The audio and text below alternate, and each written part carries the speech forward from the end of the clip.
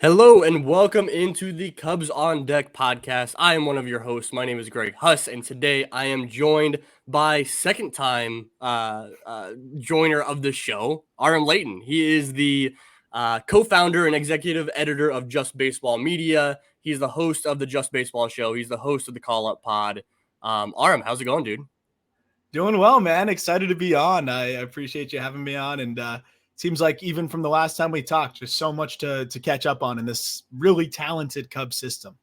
Yeah, I know I mentioned it last time you came on, but it's always fun having you on the show and getting a different perspective other than me and Brian and Greg Zumak that are always on the show, where we get very we're very honed in on what the Cubs system looks like and comparing these players to each other a lot. And it's super refreshing to get a perspective from somebody that's not only covering the Cubs system and get some perspective on our organization as a whole, and then also just like how you are viewing these players individually differently than what we are. So that's always fun. I love that. It's cool because, it's one of those things that I've noticed is you guys do a good job, I think, of keeping it like balanced. I think people that like cover specific organizations very intensely, like it's natural that those guys are going to be, propped up a little bit higher.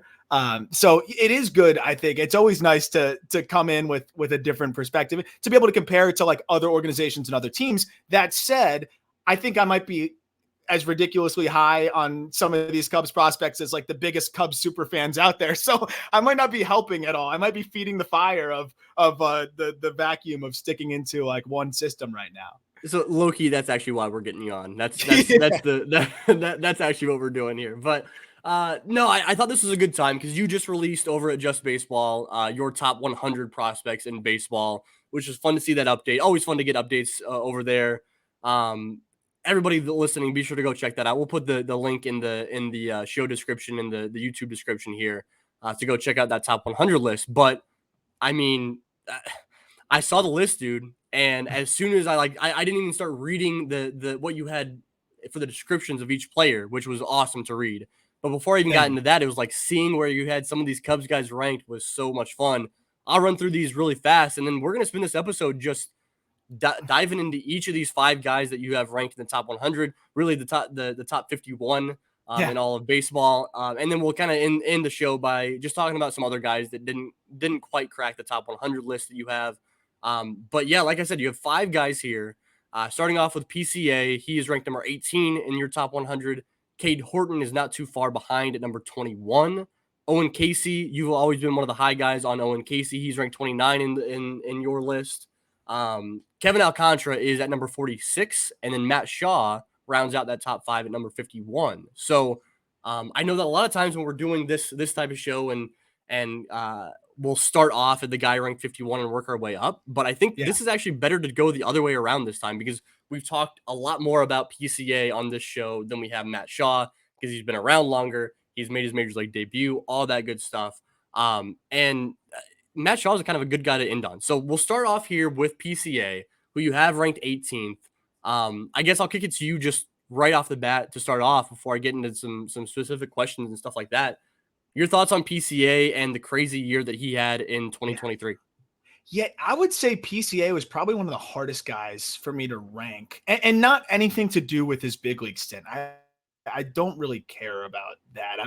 I thought it was a really tough spot for him to just jump into, especially when you consider a lot of the underlying data, which was, I think I wouldn't say red flags because that would imply that there's like a long-term issue. I just think some areas where, okay, that might not immediately translate to the big league level for a team that's trying to win right now. Like this might take some time for him to get, acclimated and feel out, right? He's a guy that's going to whiff a little bit more than most. He's going to chase a little bit more than most, but he hits the ball in the air more than most and hits the ball hard and just has that ability that he's always going to outperform whatever peripherals I think are around him.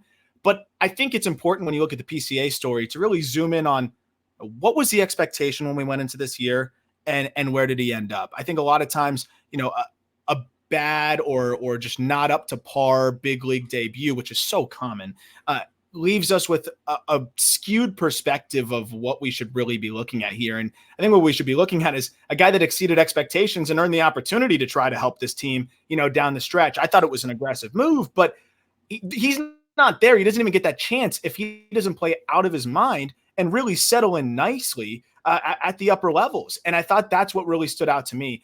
He just continued to impress me with being able to tap into a little bit more power, showing that, he can get away with some of that chase and some of that width because he just has this knack for, finding the gaps and hitting the ball hard. And I mean, you look at what he did in AAA, I was worried that, maybe that approach would get exposed a little bit more there, and it didn't. Like he still was able to remain extremely productive and have some really impressive games. He also wasn't that impacted by the tax baseball in the Southern League. Like he just seemed to have an overall comfort that is really hard to deny. And I thought overall, he exceeded a lot of expectations at the upper levels this year. It's good to hear your perspective as far as that really short stretch of games that he had at the major league level, because I know that the narrative on Cubs Twitter and Cubs social media is outrageous in terms of the being down on what he did in 14 at bats, 18 at bats, whatever it was over the course of a month, when really he was called up to be a defensive guy and a base running guy, Yeah. And so like I just think I think it's super interesting that it really, in my eyes, we didn't see anything from PCA at the major league level that worried me any more than what I was already worried seeing him in AAA. I mean, I think that the swing and miss, the hyper aggressiveness, and not even hyper, the extra aggressiveness at the plate is something that was there at the major league level, just like it was in AAA, just like it was in AA. That didn't change. I'm curious to get something that we definitely did see at the major league level, and we saw in AAA too. His ability to hit high fastballs is something that might be a problem at the plate. As we talk about PCA, it's important to remember that he can always fall back on like Gold Glove center field defense and ridiculously fast base runner, right? So like that value is already there, and so like nitpicking things like can he hit a high fastball is something that we're just having. That really only happens here on the Cubs on Deck podcast, where we can get super nerdy with stuff like this. But what are your thoughts on that with the way he kind of has that uppercut swing? Exactly. High fastballs kind of tend to make that more difficult on him. It's one of those things, man, because it's a great question.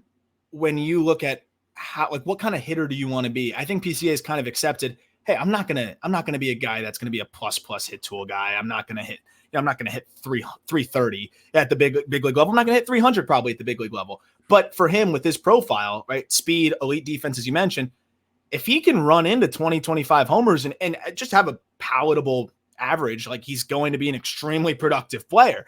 And so I think he realized that, leaned into that. But what comes with that is you got to improve the approach a little bit, right? There's a lot of guys who have a blue zone at the top. Noted Mike Trout. Mike Trout does not hit the ball well at the top, but the difference is he doesn't chase at the top at all. And he'll take a strike up there. And if you look at it up there 3 times, he might tip his cap and walk back to the dugout. So those are the little things that I think, will come along for PCA. It is worth noting he cut his chase rate down, even though it's still high. He cut it by about 5% overall, this season. And that was against more advanced pitching and also hitting the ball way harder. And I think that was an important note too. His 90th percentile jumped a couple ticks as well. So those are the things I'm looking at. Yes, his swing maybe got even more lofty, but I think he can get away with not being a high fastball hitter and still be extremely productive. I think it's more of a question of can he lay off of that pitch more rather than is he going to be able to hit that at the top? Not a lot of people can hit that at the top. That's crazy. Not everyone can take that Adolis Garcia swing that we saw the other day, 4 balls up off of Javier and crush it. Like it's just one of those things where I think he's got to shrink the zone a little bit and use that to his advantage. I'll tell you what PCA can do that Adolis can also do is he can pimp a home run. He can play with emotion. So that's always fun. We talked about, we awarded him the most exciting player to watch in the organization. And I think that like just watching a guy like Pete Crow-Armstrong is why we watch baseball. You know what I mean? Like watching the way that he plays the game.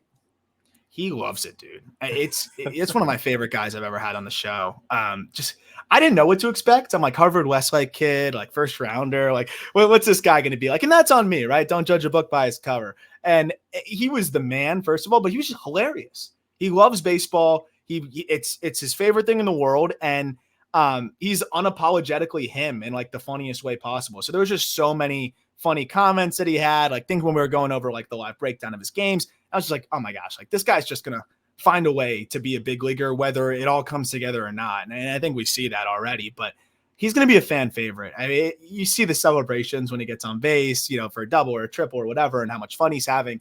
I'm sure this was a big test for him at the big leagues and maybe the least fun he had for a little bit. But I also don't think that I don't think his confidence I don't think it falters much, to be honest. Yeah.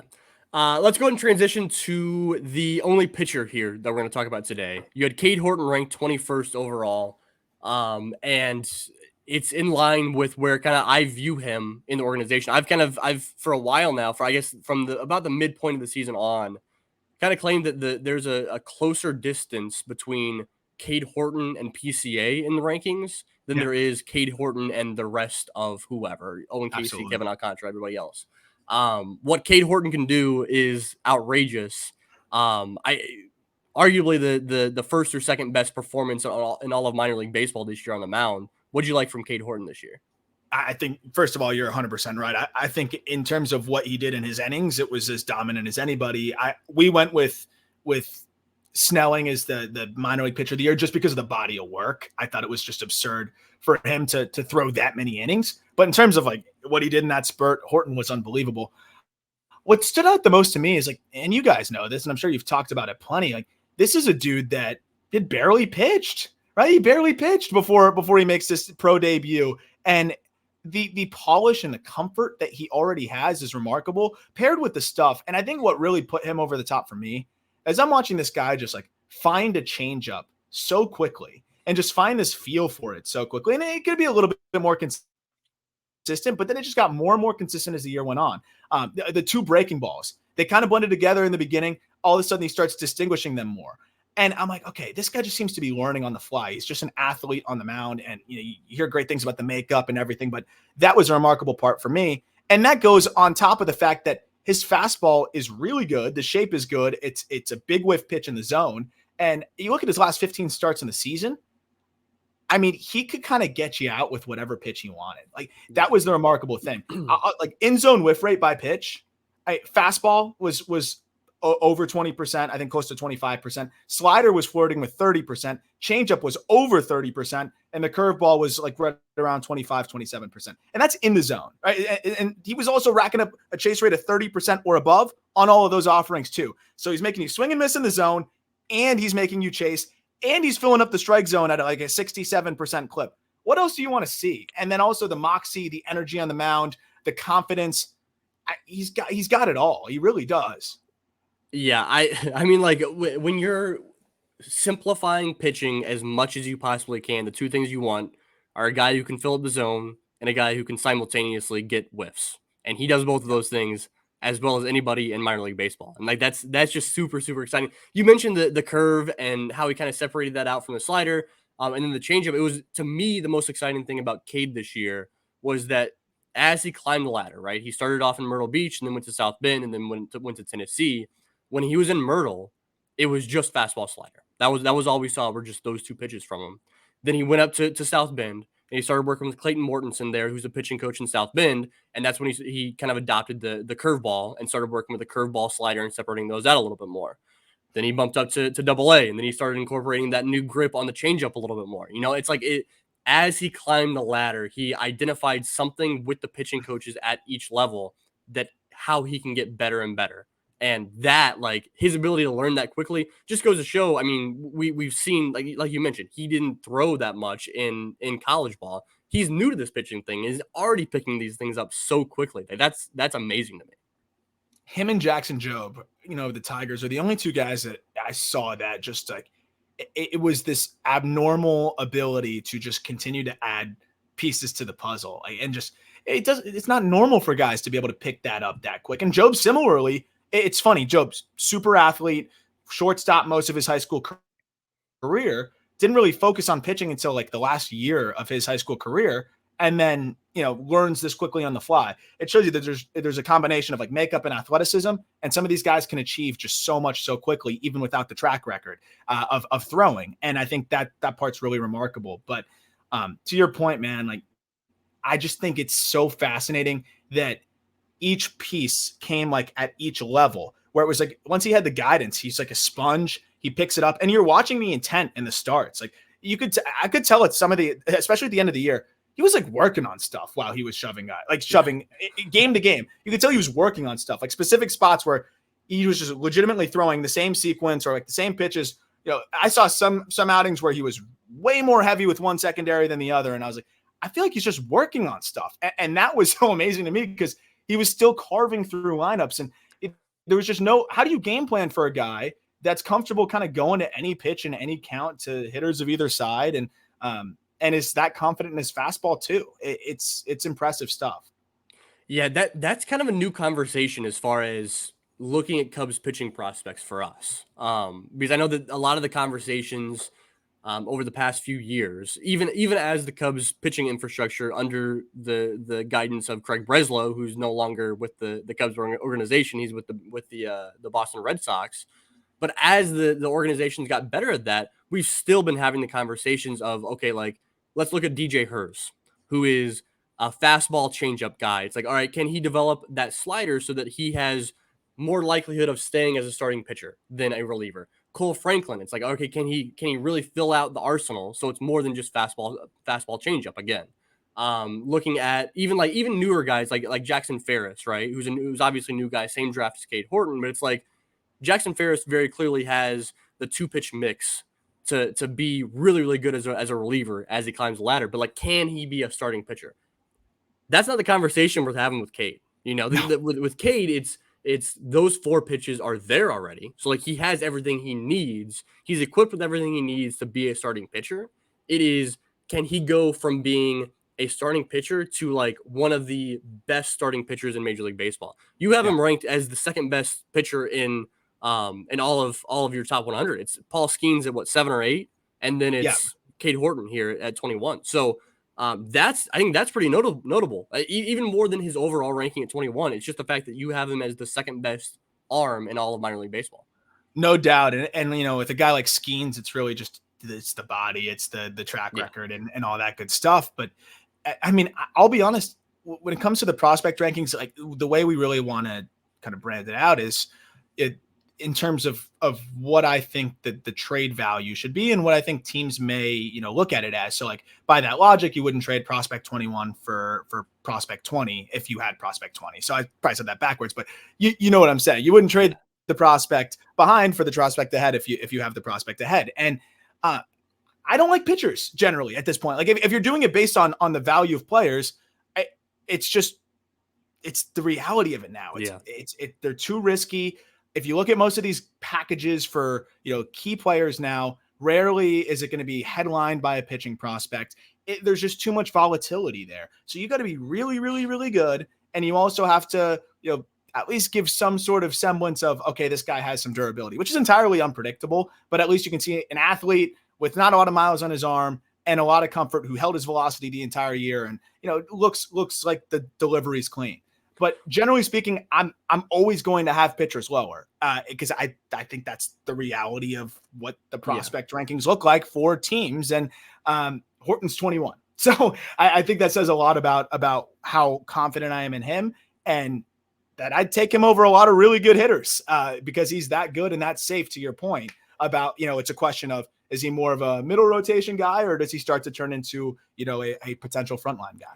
So last thing on him, talking about Paul Skeens, and you mentioned Jackson Jobe earlier, who's getting a lot of love as well. Obviously, you have him a little bit further down your list, but how do you compare a guy like Cade Horton and what he's done and the track record also with what we view him potentially as being?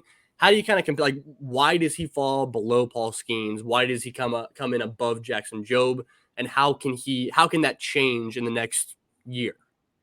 Yeah. So with Skeens, it's the body, it's the power. It's a really, like, I think Skeens, one of the things that kind of frustrates me with the discourse around him is everyone talks about the fastball shape because it's not, 18 and 6 or whatever it is with a vertical and horizontal. It's a unique shape at the end of the day and a unique release. And all you want to do as a pitcher at this point is just get away from the dead zone, get away from average. And there's nothing average about 100. and 101 in your 100th pitch of the game. And it's also a ton of horizontal run from a funky release. It's not a dead zone fastball. So I think his fastball gets undersold. It's a good pitch, and it's very good at 100. The other side of it is that slider is absolutely devastating. Like, I think it's one of the best sliders we've seen, in prospect rankings in a little bit of time from a starter. And then on top of that, the feel for the changeup's what separated. I wasn't sure what the changeup was going to look like. Then we saw it down the stretch of his, college career. And I was looking at the metrics on that, and it just looked really good. And it was really impressive, his feel for it. And that's what kind of put him over the top for me. I'm like, this guy throws 100 with a 70 slider as well. And a changeup he's already got a feel for with that body, that athleticism. I just think he's made in a lab type of guy. I think for Horton, though, if those 4 pitches across the board continue to develop and he fills up the zone, like, he can get there. I just think there's just a different level of domination from a guy like Paul Skeens and just overpowering. Job, the difference, I think Job's getting real close because I think Horton and Job are very similar. Job found a changeup similarly with the split grip, and it has turned into a fantastic pitch for him. He added a cutter, which has been another weapon for him, while, Horton has the 2 breaking balls that he differentiated, and he fills up the zone now like a ton. It's been ridiculous the way he's filled up the zone. Horton gets a little bit of an edge for me just because of the domination the entire year. Didn't have the injury, to start the season. And I also think there's a little bit more potential with his 3rd and 4th pitch than I think Job may have with his 3rd and 4th pitch. But honestly, Job is such a freak. I'd say it wouldn't shock me if he kind of puts himself right in that conversation with Horton. Yeah, I love it. What's real quick tangent before we get on to Owen Casey here? What's, generally speaking, I know you could probably go on about this for quite some time. How do you go about assembling this top 100? What's because I know when I'm assembling my like top 30, 40, 50, whatever I'm doing this year for my Cubs list, is I kind of use my previous list as a base and kind of see where guys have shifted from there. And then after that, it's what I do a lot of is kind of comparing similar style players, right? So I'll compare some bats that are in the upper levels of the minors with each other, do that first. And then while I'm comparing the arms of the lower levels of the minors, and then at that point, I kind of rank those in those categories and then kind of cross rank them with each other. I'm kind of curious you're dealing with a whole lot different setup there, obviously, with the whole league. Yeah, it's funny. I've kind of tackled it a little bit differently each time in terms of, how I want to knock it all out and then how I want to kind of finalize the order. Generally, I look at like a list of 200, 250 names of players and start to dive into that in a pretty detailed manner and break it all down. I like to pretty much identify guys as like, and again, I refer back to the other list as well, but look back at the other list, get rid of the graduations, right? And then who are the guys that are pretty much solidly in the top 50? Yeah. I'll tackle those write-ups and kind of see how they compare to each other, updating those write-ups, see who's made the biggest leap, diving into that, and kind of knock out that top 50 that I feel really confident about. And then I have those, 150 remaining names for those last 50 spots, dive into all of that. Usually there'll be a name there that I'm like, wait, this guy's a top 50 prospect as I kind of dive deeper into the video, or I go out and get an in-person look. And so that sometimes those guys will kind of get shoved up a little bit. Casey was one of those guys a year ago.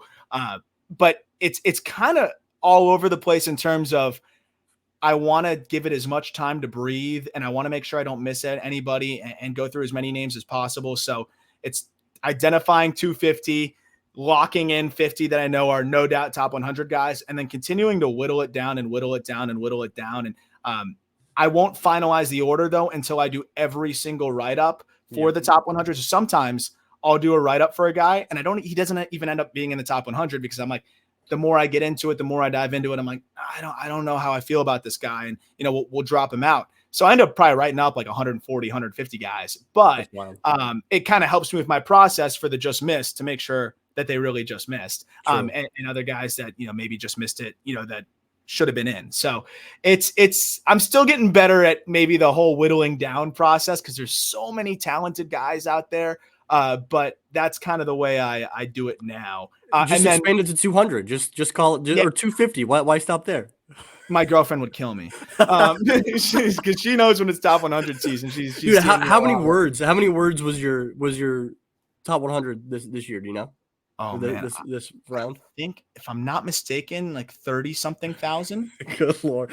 I mean, like, honestly, for you guys out there listening, I mean, it's the right, like, obviously you come to see where the guys are ranked, but like you stay for reading all those write-ups, I and I just I have a really appreciate bookmark, that. so I'm reading through all of them. And then, like, because it takes time, like, as long as it took you to write it, it also takes time to read through all of them. So I'm sitting Yeah, at work or whatever. I'm like, I'll bookmark it. I'll come back. I'll do whatever. But no, yeah, I it's really wild. appreciate that. And I will say the position thing was a big help for me over the last two lists, where once I finalize that and I want to make sure that everyone kind of stacks up the right way, then I start comparing them to their peers, right? And I think that kind of helps me figure out where they stack up ultimately, because it does get really hard to compare, a Jackson Jobe to, an Owen Casey to at the end of the day, like they're so different. Like, and also like, how do I compare Michael Bush to like Arjun Namala? Like Yeah. they're like 8 years apart. That's the part where it gets weird. And so that's where the positional, comparisons help a Yep. lot.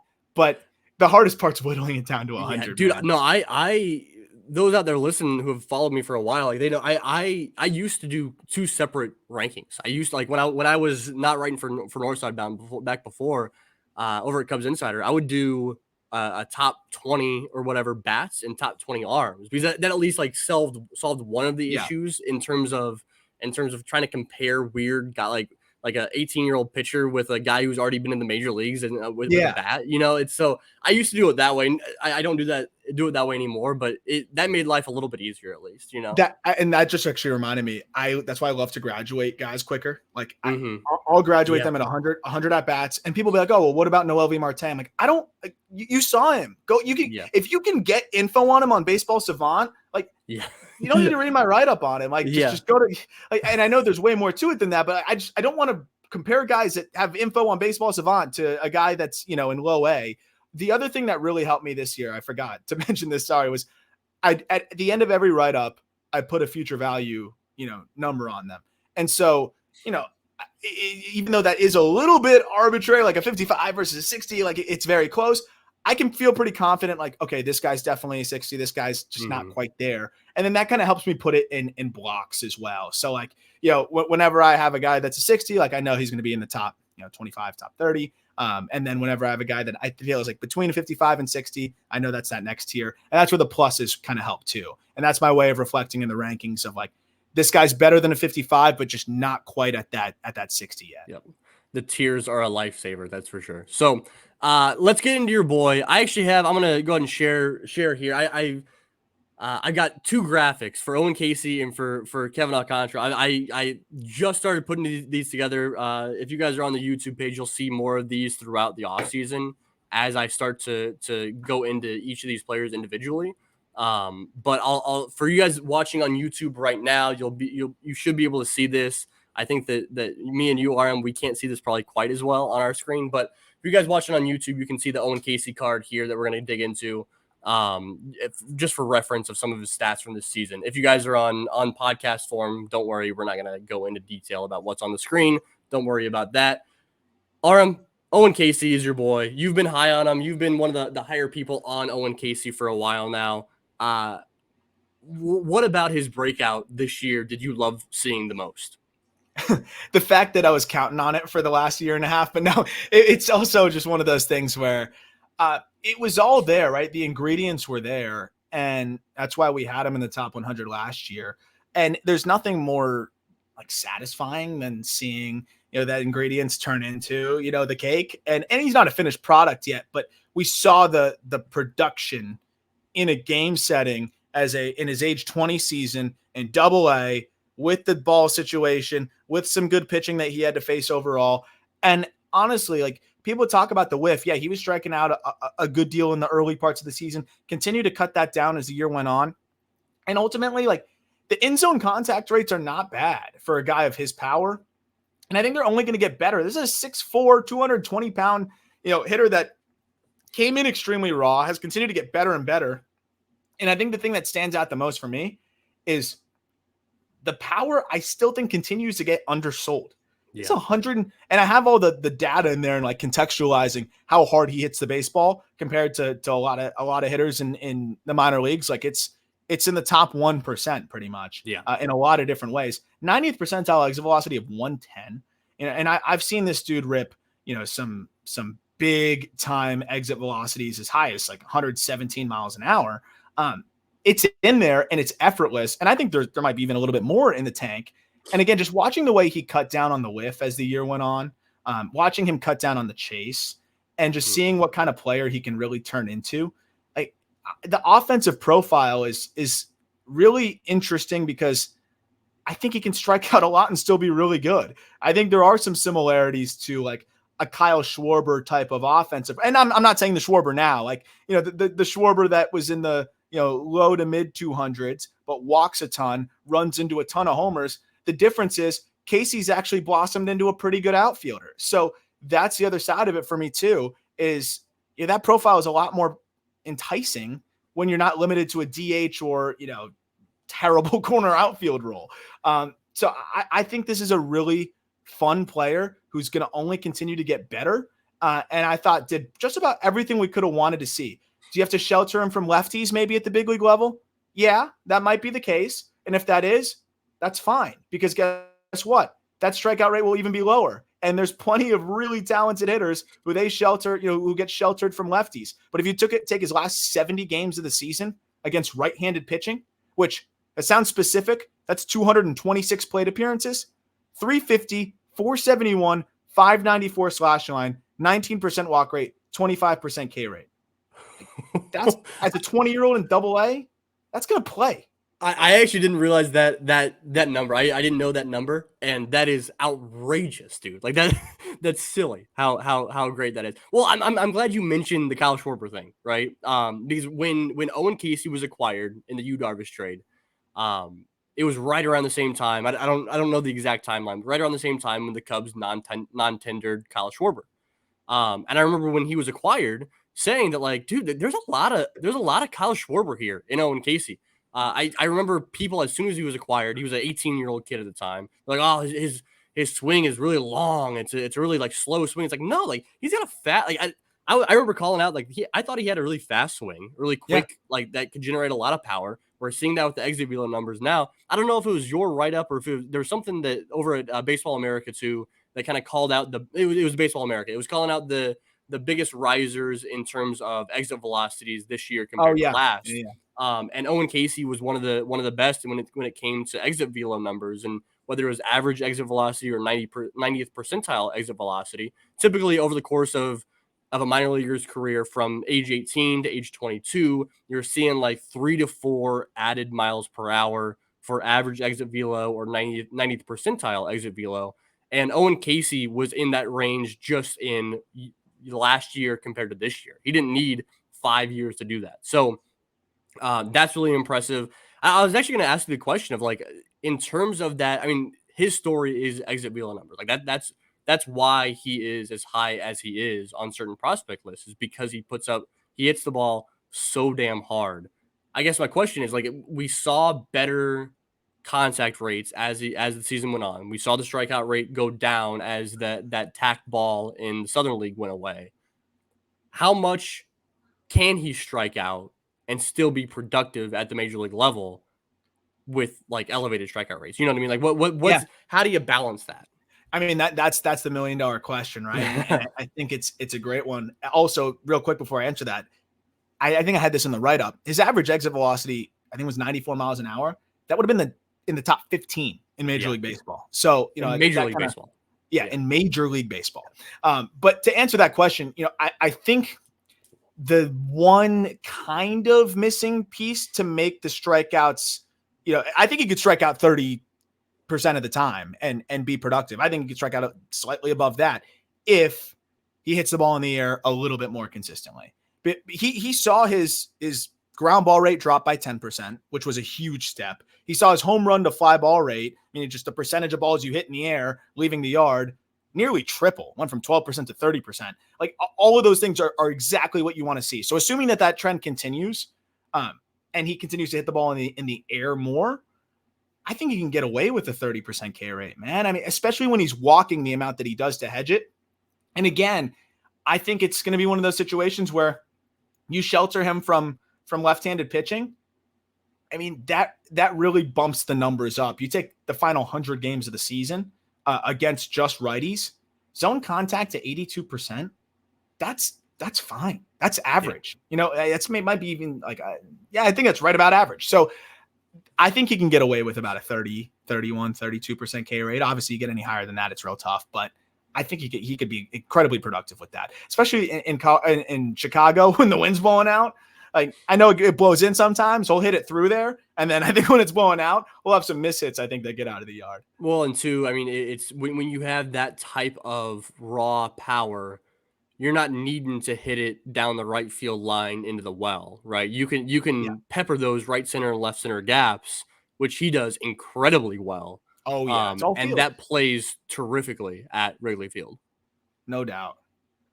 Last few things here on Owen Casey before we move on to the Jaguar, but I think that it's worth mentioning yet again. I try to do this as much as possible that Owen Casey did get better in the outfield this year. Yes. He got better in the outfield. He just looked more athletic in general, I thought. Not stealing base. You see, he stole 7 bases. He got caught stealing 9 times. Not exactly ideal. That's not his game. But it means something to be able to go from first to third on a single to right field, and he looked better doing that. That means something, right? Where you're going from a bat that is just a power hitter that strikes out a lot. It's like, all right, it's the Kyle Schwarber thing where he still gets knocked every once in a while. Like when he puts performances like this in the playoffs together, there's less haters out there. But during the regular season, Kyle Schwarber had plenty of haters because of what he did. If Owen Casey can play a decent right field, a decent left field, then that means something as far as prospect rankings go. 100%. Even if basically you just have to not be a value suck out there. Cause like Schwarber, it's a shame that, like, you know, from an F4 perspective, he's, you know, getting absolutely obliterated because he had to play the outfield. That was never the plan, right? He had to play the outfield because of the situation at hand. And it just absolutely killed his like value because the defensive metrics weighed in. Even if it's a slightly below average, you know, right field, which I think he'd play a fine right field because the arm is going to provide plenty of value out there. You mentioned that he's gotten better. He told me in the Arizona Fall League last year that he wanted to pick up some speed and that he wanted to steal bases. He picked up speed. I don't think it turned into stolen bases. He tried. You saw he tried. He sure as hell tried. Yeah. It's hard for a 6'4" guy to get to his top speed quickly. Yeah. But if your reads get better and you gained a step, you're going to close in on balls better and you're going to get going quicker. It's not the same as, you know, quickly getting to second base when you're starting from zero. But in terms of, you know, reads in the outfield, when he got a lot more time to get under one, I thought he looked way more comfortable out there. And again, this was a guy that, like, hadn't played a lot of outfield at really any level and a challenging level, you know, coming out of Canada. And I think he's gotten better and better and better and worked hard at it. I think he could very easily be an average defender and right. Speaking of outfielders that can potentially cover a lot of ground in the outfield, making up some speed with some long strides, Kevin Alcantara is that guy. I think that defensively, you have Kevin Alcantara ranked at number 46 overall. Kevin Alcantara, if PCA wasn't in this organization, we'd be talking a whole lot more about Kevin Alcantara's defense in the outfield. Yeah, I just think no one wants to talk as much about a 6'6" guy's defense that has bat flips like Kevin Alcantara's, and you know when he connects, it's just different. But I mean, you hit the nail on the head. Those strides, that closing speed is really impressive, and he covers a lot of ground out there, and he's comfortable. That was one of the things that probably surprised me the most is, you know, that he's very comfortable out there and can stick out there. And I think even if they do decide to move him to a corner for obvious reasons, like, he's going to play a really good corner. So that's a big help in his game because he's probably going to whiff, you know, at the highest level, just being that he's 6'6" with crazy long levers. But it is just such a nice bonus to have a guy that can play all 3 spots and play the corners at a high level. Yeah, I've got Kevin Alcantara based on over at Fangraphs has his swing strike rate at 15.6 this year, which is obviously not ideal, higher than what Owen Casey had. I'd be really curious to see what that was early on in the year during his first month or so of the season in South Bend versus as the year wore on. A lot like Owen Casey, where he got better and not swinging through pitches, in my opinion, just based on scouting, just based on Yep. watching him play as the season wore on. Yeah, you mentioned Kevin Alcantara's bat flips, dude. Like we're recording this on October 26th, and he's coming off a week where he had 2 just phenomenal bat flips, just letting go of the bat, showing off the Jaguar claw, just the whole 9 yards. It was terrific. But dude, I mean, like Kevin Alcantara is I'm gonna have him in my spoiler alert when I come out with my rankings. I'm gonna have him as the 3rd best prospect in the Cubs system. I'm gonna have him over Owen Casey. There's just something about Kevin, dude. There's something about him that's like I can't stop watching what he's doing at the plate and in the field and on the bases and all the shenanigans in between pitches and stuff like that. You know what I mean?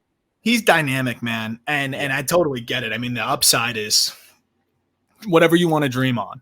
When you have a guy that moves the way he does at his size and with his raw power.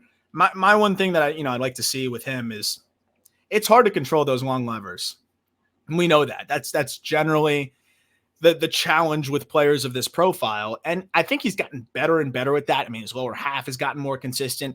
He's shortened up. He's definitely much more efficient to the ball. But I still feel like he's struggling to create loft consistently. And it's tough because you don't want to whiff more. He's trying to cut down on the whiff. But you also, I mean, this is a guy that produces plus exit velocities and, sometimes plus, and, is going to be a power guy. So trying to find that balance, like the ground ball rates continuously were pretty elevated, but he can get away with that because he hits the ball so hard. So it goes back and forth, but obviously I'd like to see him get the ball in the air a little bit more and maybe cut down on the chase a little bit. But again, when you're a longer levered guy like that, you got to start it a little bit earlier. You have to make decisions a little bit earlier. You're going to expand a little bit more maybe. And I think that's something that he's continued to get better at. And it's a process, I think, with a guy like him. Like he's a project, and I think the project is developing well and maybe even better than a lot of people would have expected. And to your point, the way he closed out the season, I thought was extremely impressive. Some of the underlying metrics, like it could have been a little bit better, but I think when you look at the production, final 50 games of the season, right, this guy was as good as anybody. If you really look at what he did, I mean, it was well over 300 OPS, flirting with the thousands, a lot of home runs, strikeout rate cut down, into the mid 20s. Like he was just a monster and handled the promotion to Double-A way better than I think a lot of people probably thought he would have. Yeah, I think that the big thing with Alcantara is the sliders out of the zone. I mean, I in watching him hit, and I think that you alluded to it before, is just that like he's starting those big long levers sooner than you would like because he has to, and then that's when the slider gets you. Trying to recognize it. Yeah, it's really like when it comes down to it, a pretty simple thing on what he needs to continue to work on and continue to get better at. It's not these crazy like he just can't identify any pitches. It's just it's pretty simple. That's what it is. And that's tough. And it's going to be exploited more as he climbs the ladder. Obviously, as he gets a full season of, as he starts the season in Double-A next year, as he gets up to Triple-A in the major leagues, it's just going to be interesting to watch how he continues to progress in that regard.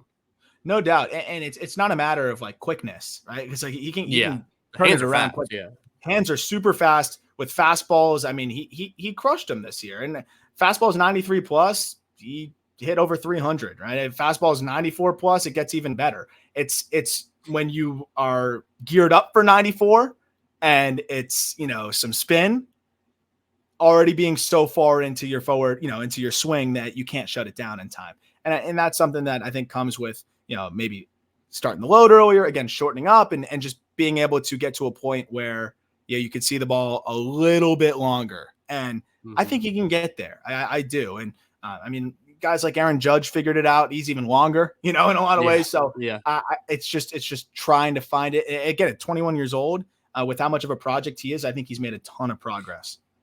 All right, dude. So we've talked Owen Casey. We've talked Jaguar. You got 2 guys that are very often kind of ranked against each other. It's like we've been having, you and I had this conversation back when you were on the show before. This is a conversation that's persisted for a while and will continue to do so. how do you kind of compare and contrast these two guys where you got Owen Casey, who has the as of right now, the better exit velos. He's got more power that he's tapped into. You got Kevin Alcantara, who is clearly more athletic. He's better on defense, faster in general. Like, how do you do this? Like, how do you compare and contrast these two guys? Because for me, right, like for me, I mentioned it's a vibe. It's as you're watching these, there's something I see in Kevin Alcantara where I'm like, that's the dude. Like that's the guy. But I would listen to any argument in the world that says Owen Casey over Kevin Alcantara. Yeah, no, I told, and likewise, I've always leaned the Casey direction. I think there was a point in time where it was surprising to a lot of people to lean the Casey direction. So like, obviously I'm going to have a little bit of that, bias towards him, but the justification behind it is, at the end of the day, for these guys to be productive, man, they're going to have to hit bombs. Like, yeah. And I know not as much for Alcantara because he can play center field, he can do things, but he's not going to hit enough to not need to hit a lot of bombs. And like, the reality is, like, he expands the zone at about like a 10% higher clip than Casey. I think seeing Casey cut that chase rate into the low 20s was extremely encouraging for me. Again, the palatable contact rates. And I just think I've always felt that Casey as a hitter, because I agree, Alcantara is way more dynamic, but Casey as a hitter has just always been one step ahead of Alcantara. He's always been one level ahead. He's kind of put up similar numbers despite being a level ahead. And I look at both of them as projects in ways. And I always just felt like Casey, though they're both, project is volatile, wide range of outcomes. You're comparing different volatilities here. I just felt like if I'm going to take the volatile, I'd rather take the slightly less volatile player that's, producing a level ahead at pretty much the same age. Despite the fact that Alcantara probably has a more dynamic ceiling. And that's just because I'll always favor offense. And I think, like, historically, prospects that are defensively more valuable, just typically just, it doesn't matter as much. Yeah. But I think Casey's strides defensively have really sold me as well. Now that we know he's not limited to a DH role, then it would matter. But, when he can play a fine right, I think that really put him over the top, and the performance in Double-A this year, I think was really encouraging. Let's talk Matt Shaw. Let's do it. We got Matt Shaw ranked 51st in your top 100. Fun to say that the Cubs have 5 top 51 guys in all of baseball. Yeah, I screwed you guys there. I should have just put him up one more so you could say 5 top 50. That's just to say it. Yeah.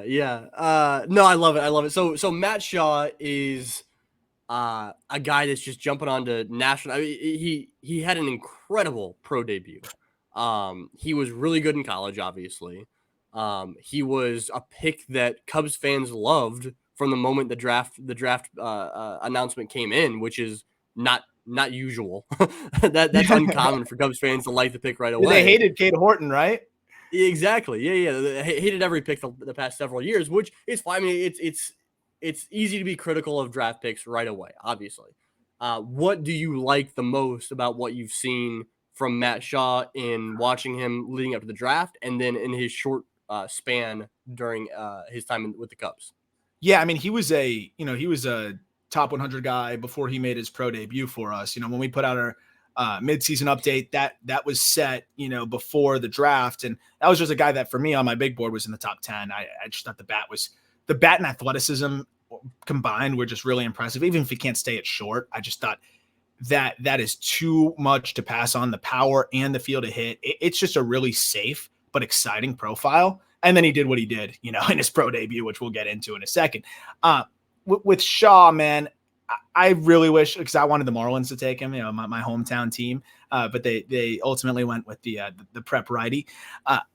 It's just so hard to poke a hole in his game offensively. And I love Cubs fans because this was one of my favorite write-ups to do, just because I loved watching him in college and then, watching him in pro ball. And I got super detailed in this specific write-up, and multiple Cubs fans replied about how they appreciated the the nuance of like the varying leg kicks that he has. And, Yeah. if he feels a little bit rushed at the plate, he'll cut it down a little bit and make it almost more of a toe tap. If he feels comfortable in a 2-0 count with a slow delivery, he'll let it eat, man. Like he'll get that big leg kick up and he'll let it eat. And that malleability is extremely impressive to me, because it's one thing to do it. It's another thing to do it and run a zone contact to 90% in your professional debut across multiple levels. And to me, that shows athleticism in the box, that shows body control, and that shows confidence and just an overall feel to hit. And I think evaluators going into the draft underestimated his feel to hit. And it's hard in college, but I thought overlooked his feel to hit, and that's why he falls to the Cubs. And I don't think any evaluator now is going to say that this guy is not an above average hit tool guy. And I think that was the miss by a lot of teams that drafted ahead of the Cubs. Even if he can't stick it short, he can run, man. Like he's an athlete, and that does matter. Yeah, we talked about on our award show here. We gave out awards for the best field to hit in the system. I gave Matt Shaw the best field to hit in the system as of right now. Greg Zumack gave that award to James Triantos, which I think that's the other answer. Is super interesting, because there's a lot of similarities between these two dudes, right? There's been conversations about the availability of James Triantos out on the trade market now because Matt Shaw is an organization.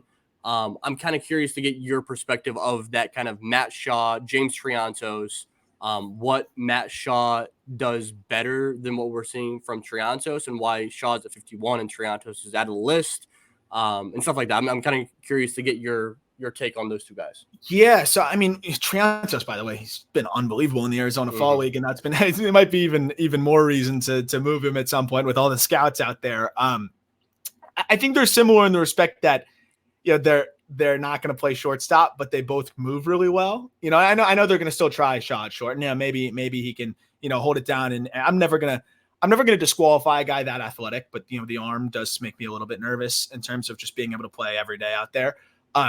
The difference between them is Matt Shaw hits the ball way harder, and to hit the ball as hard as Shaw does, combined with the feel to hit, like that's pretty insane stuff to me. Triantos, though, he doesn't chase at all.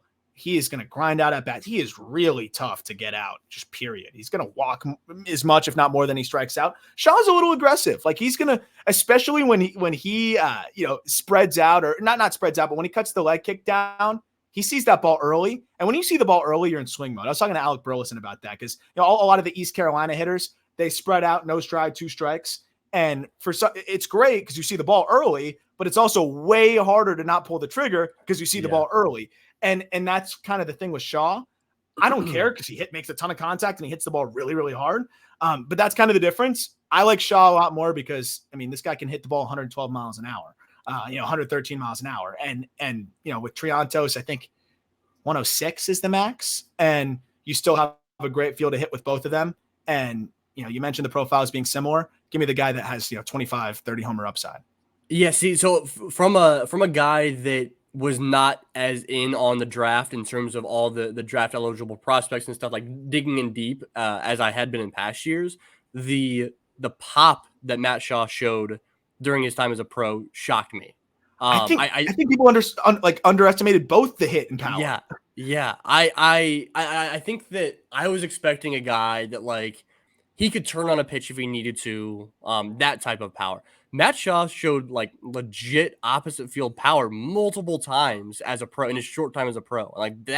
That's what really excited me from him at the plate. I'm with you though too, because I loved him, but I didn't know if it was going to translate with wood like that, right? You see those metal EVs, and it's okay, yeah. I was actually going to ask about that. So hit 190, okay. You put in the write up that Matt Shaw was 113 exit velos during his time with metal bats down in college. How does that translate? How does the translation from metal bats exit velo to pro? How does that typically work? That's been one of my things. I'm I would love to have a specific breakdown on that. I've talked to some people kind of around the college baseball game, and they feel as though it's a little bit of a crapshoot because some teams use bats that may or may not be acceptable, if they were inspected. So you get some hot readings. I would say generally speaking, if it's guys, because Shaw just it's impressive, easy bat speed. Guys like him, it might only be a tick or two down. I think the difference is the average exit velocity changes, right? Because you can get away with a little bit more. You catch one a little bit off the barrel, it's metal and it's still flying off. So I think the average, you see a bigger discrepancy, but guys like Matt Shaw, like maybe just a couple ticks. And in his pro debut, he popped a 112. So, we saw that. And I would say it's just not getting to it as frequently. But I think if you can, one off a 114 or a 115 with metal, you should be able to pop a 112, or 113 with wood. It's just the frequency. Yeah, that makes sense. I guess to me, defensively is so interesting. Just like the conversation around Triantos defensively is interesting. If you've got even odds across the board, what are you putting your money down on where Matt Shaw eventually finds a home defensively? It's funny. I could see a couple different outcomes. I think second base is probably the most likely, but people might laugh. I would kind of like to see him in the outfield. I know people be like, what the hell? But he's fast. I think in left would be interesting. It's the arm that is kind of on the left side, I feel weird about it. I genuinely would like to just see some more. I haven't gotten to get too many in-person looks at him in the field. So I'd like to see that. I think second base is a power guy with speed makes a lot of sense.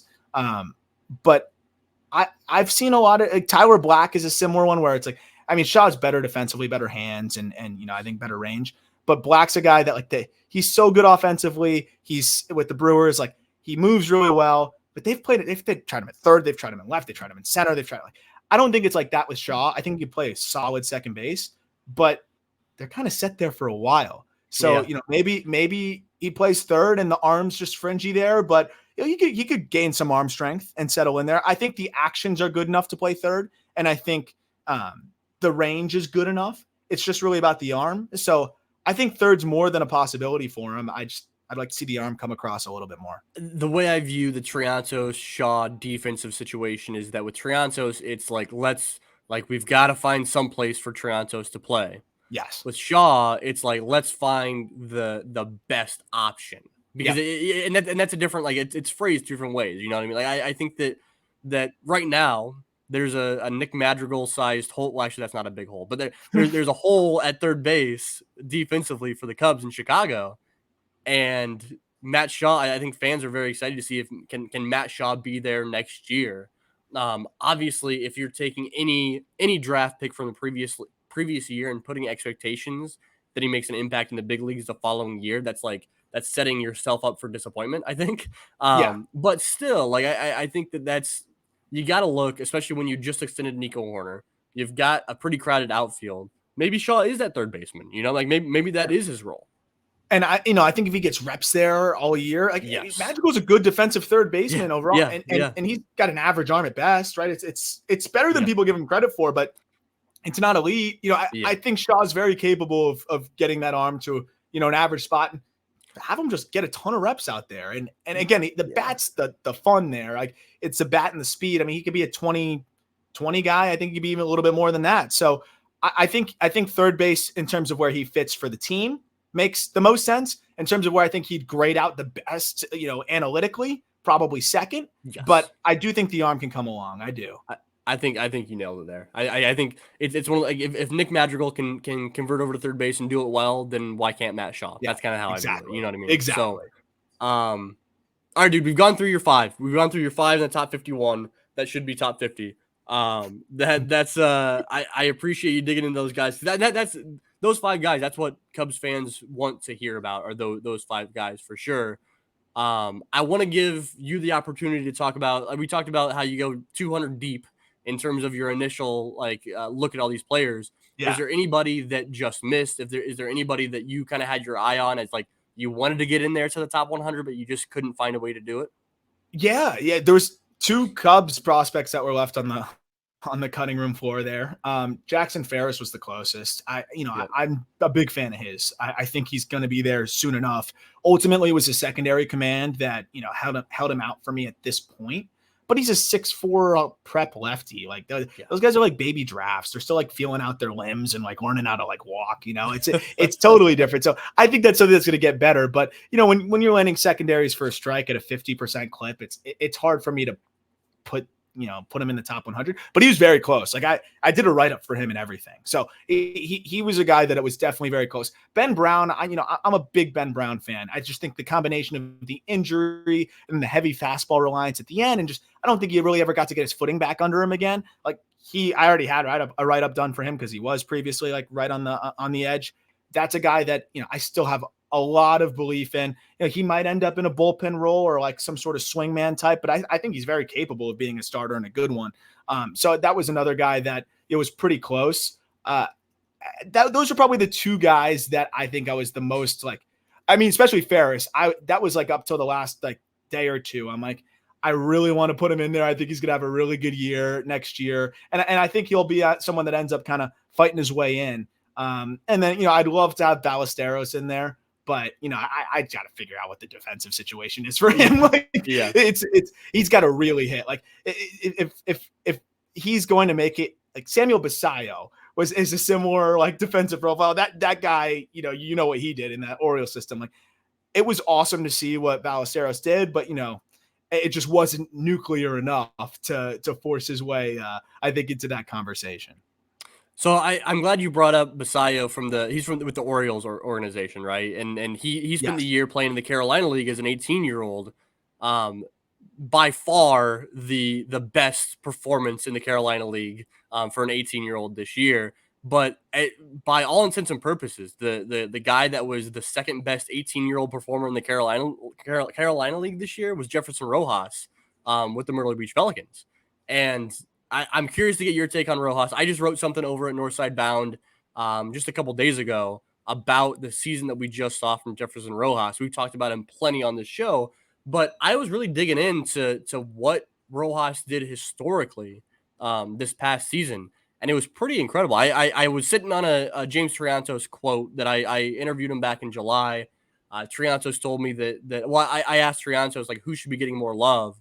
And Triantos immediately, like before I could even get the question out, said Jefferson Rojas. And I thought that was super interesting just because James Triantos and Jefferson Rojas have never been on the same team together. So to get that kind of reaction from a guy who hasn't even been teammates with him at any type of full season affiliate is really impressive. So I was digging into Rojas a little bit. I wanted to use that quote. Some of the numbers that he put up for an 18-year-old in Carolina League or an 18-year-old in single A as a Cub is, since 2006, some of the best performance we've seen. It's like it was Rojas and Gleyber Torres or Rojas and Isaac Paredes. It was guys that are now performing really well at the major league level. I'm curious to get your take. Am I just blowing this? Am I off my rocker for thinking such positive and highly regarded thoughts about Jefferson Rojas? No, not at all. That was the one other name that I probably should have mentioned. It's an advanced field to hit to your point, for an 18-year-old. And I love his load. Like it's a toe tap, gets into it, stays there, holds the back hip well. Field of hit's really impressive. And 18 years old in that league, to be hitting around 300 against breaking balls, it's a good baseball body too. I haven't seen enough to dive into the defense, but I'm excited to he doesn't look like an 18-year-old. That's for damn sure. Not at all. I think if there's one guy that, we didn't talk about, that I think could be a name to watch in terms of like massive helium that could fight his way into the top 100 by next year, I think it's Rojas, considering that, he was 17 at the start of last season, right? So like that's pretty impressive to have that field to hit already, to already have some sneaky juice too. Like it's not like he's some slap hitter. He's still, the home runs weren't totally there, but I think that there's, some more power in the tank as he continues to fill out a little bit more too. He could be a really fun player. I'm very intrigued by him. We talked about it on the show. I think Brian mentioned it first, and we've kind of all jumped on board. But Jefferson Rojas is kind of our lock here as the number one prospect in the organization come opening day 2025. I mean, I think I like that. By that point, PCA and Cade and Alcantara and Owen Casey, they will have hopefully graduated, but we'll see. I mean, we'll see with Alcantara and Owen Casey especially. They're gonna have to log quite a bit of at bats, obviously, in the second half of the year. But Jefferson Rojas, like the helium is absolutely there with him. I think that like I don't have a doubt in my mind that he will be a top 100 guy at some point here down the road. I'm with you, honestly. Like just even looking at, there's some like intangibles. Sometimes you just look at a guy, you kind of mentioned it with Alcantara, it just like looks like a ball player. Like he fits that bill. But again, to have the contact rates that he's had, to have the numbers that he had in full season ball against breaking balls, like I can't tell you how many times I get excited about a teenager, puts up good numbers in the complex, puts up good numbers in the DSL, and then he sees a low A breaking ball, and it's just like, oh God, and it's a process. And then a lot of them will turn the corner and get going, but it's usually like, oh, okay, that welcome to full season ball. That wasn't the case with Rojas, man. Like he was really comfortable. Uses the whole field, like shooting balls the other way with a lot of comfort, but the power to the pull side. I like the combination of I can turn on one and crush one. I'll leverage my hitters counts, but I'm also comfortable just flicking the ball the other way or throwing my hands at one for a base hit. And he already has that feel. I'm with you guys on that. The only catch I would have on that prediction is if you guys keep drafting, if the Cubs keep drafting as well as they do, even if they're picking at 25, they might identify another dude that, ends up turning into the number one guy. Although we'll end on a bummer here with Dan Kantrovitz. As we're recording this, Dan Kantrovitz is being interviewed by the Mets. I don't think it's official yet. It is 7:00, so it may be official since we jumped on here. But Dan Kantrovitz, who has run the show for the Cubs as far as drafting goes the past few years and done an incredible job doing so, losing him is going to be really interesting to see how this Cubs organization progresses and what their draft looks like this year and the years to come without Dan Kantrovitz, I will say, I mean, they put together a good team, in that front office. Hopefully they can do it again. Hey, DJ Savilic from the Marlins, he's available now. Hey. We'll get right on that one. All right, Aram. I'll let you plug yourself. I can't thank you enough for coming on. What you got over there? Yeah, the Call Up podcast is where we're talking prospects all the time, interviewing guys. We've had PCA on, of course, Merv, and several other Cubs prospects over the last year or so. We're doing top 10 or top 15 farm system breakdowns, all off season. So the Cubs will be coming up in the coming weeks, and then of course the Just Baseball show. That's our big league podcast, our flagship show that I'm on. As well. Walker Buehler joins us every Monday, which is a lot of fun, and that's been great. And then justbaseball.com is where you can find the rankings and, the Cubs specific rankings and every related article, a lot of Cubs coverage on there as well. So I appreciate you, Greg. It's always fun hopping on with you. Yeah, absolutely. Can't thank you enough, dude. Everybody go check out all that work from Aram over at Just Baseball and the Call Up and all that good stuff. You can find this show on the Northside Bound YouTube page. You can check us out anywhere where podcasts are found. You can find me on Twitter at Out of the Vines. You can find Aram on Twitter at Aram Leighton 8, I believe, right? Yes, sir. And just go check out all the social medias. I've been posting I posted all the awards over on the Cubs on Deck Instagram account. So can't thank you guys enough for listening. And in the meantime, we will be back in your ears in 2 short weeks. Thanks, guys.